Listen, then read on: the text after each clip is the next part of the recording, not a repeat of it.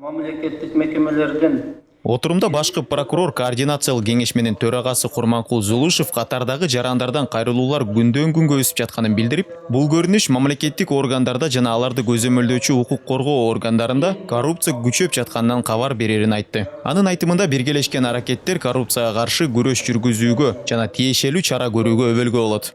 Бул кеңешмеде коррупцияга каршы күрөшүү жаатындагы эң маанилүү көйгөйлөр, кыйынчылыктар жана ошондой эле аларды чечүү жолдору талкууланып, коррупцияга каршы күрөшүүнүн укуктук, уюштуруучулук жана практикалык чаралары иштелип чыгат.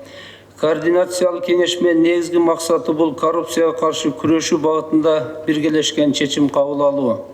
Бул кеңешме баарыбыздын аракетибизди бириктирип, макулдашылган чечимдерди кабыл алууга негиз болот. Жыйында коррупциялык тобокелдиктерге, анын түпкү себептерине вице-премьер-министр Равшанбек Сабиров токтолду. Анын айтымында жемкорлукка каршы саясатты ишке ашыруу үчүн эл аралык стандарттарды өздөштүрүп, жарандык демилгелерди үндөө, коррупцияга каршы билим берүүнү өркүндөтүү, жоопкерчиликти жогорулатуу шарт. Ошондой эле мамлекеттик кызмат көрсөтүүлөрдү санариптештирүү керек. Азыркы учурда коррупциянын туудурган себептердин негизгиси болуп төмөндөгүлөрдү атап кетсем, мамлекеттик органдардагы кадрларынын тутумунда адистердин квалификациялык даражасынын төмөндүгү, мамлекеттик кызматчылардын кызматтык ыйгарым укуктарын жүзөгө ашырууда кепилдиктердин жоктугу, каржылоонун жетишсиздиги жана маяналардын төмөндүгү, социалдык маселелер жана башка ушул сыяктуу. Жалпысынан ушул көйгөйлөрдүн бардыгы биргеликте коррупцияны жаратат. Бул факт.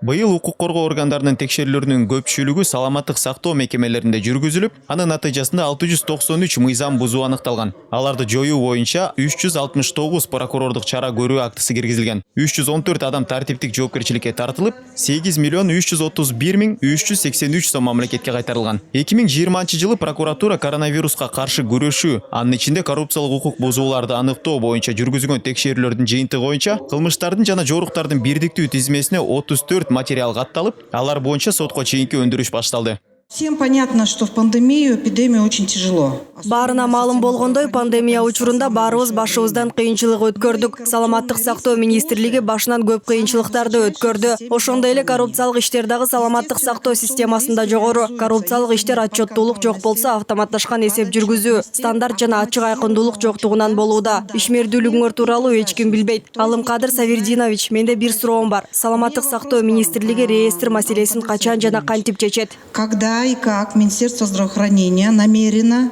наладить вопрос с реестрами? Азыркы кезде Кыргызстан боюнча канча гуманитарный помощь келген, кайсы жерге бөлүштүргөндүн бардыгын биз электронный здравоохраненияга киргизип атабыз. Себеби саламаттык сактоо министерствосунун 4-чү зам министр болуп, ошол вопроско жооп берет. Биздин медицинский сайтта азыр ачылып, biz кайсы гуманитарный помощь каяка кетип, канча акча эмне алынганын бүт бардыгын биз ачык айкын азыр жарыялап медицинский сайт, саламаттык сактоо министерствонун сайтына чыгардык. Башкы прокурор бажы кызматынын төрагасынын мурдагы орун басары Райымбек Матраимовдун ишине дагы токтолду.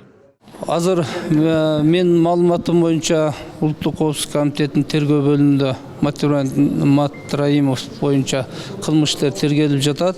Менин маалыматым боюнча ушу 1 миллиардка жакын мамлекеттик зыян өндүрүлдү. Тергөөнүн жыйынтыгы менен биз кандай чечим кабыл алабыз? Буну айып угузулганда билинет, билесиздер. Бир эле Матраим эмес, өлкөдө ким кандай кылмыш жасаса, экономикалык, коррупциялык бардыгына бөгөт коюлушу керек. Каржы полициясынын жетекчиси Сыймык Жапыкеев жыйында өзү башкарган мекемеде кызматкерлер жетишпей жатканын билдирди. Ал белгилегендей, учурда мекемеде жалпы 85 тергөөчү болсо, анын 30-у башка аппаратта иштейт. Анын айтымында кызматкерлердин саны аз болгондуктан тергөөнүн сапаты дагы начар болууда. Бизде деген көп мүчүлүксүздөр болуп атат. Бизге бир эле тергөөчүгө 100дөн 60тан 90дон өндүрүш иши бар да, кылмыш иши бар. Бир эле тергөөчүдө 60-70тен болсо, биз аларга деген бул тергөөнүн сапаты жоголуп атат бияктанчы. Ошондуктан баарыңыздардан талап кылат элем, шайлоо мыйзамды өтсүн. Мындан ары административдик ресурс, бийлик колдонулбасын. Каршы чечим кабыл алынды. Башкы прокурор алдыдагы президенттик шайлоо темасына да токтолду. Ал алдыдагы президенттик шайлоодо добуштарды сатып алууну токтотуп, административдик ресурстарды колдонбостон ачык айкын өткөрүлүшү керектигин белгиледи. Бардык тиешелүү органдарды ачык айкындуулукту камсыз кылуу үчүн күч аракетин жумшоого чакырды. Максат Леспеков, Бакыт Кошалиев, 5 канал.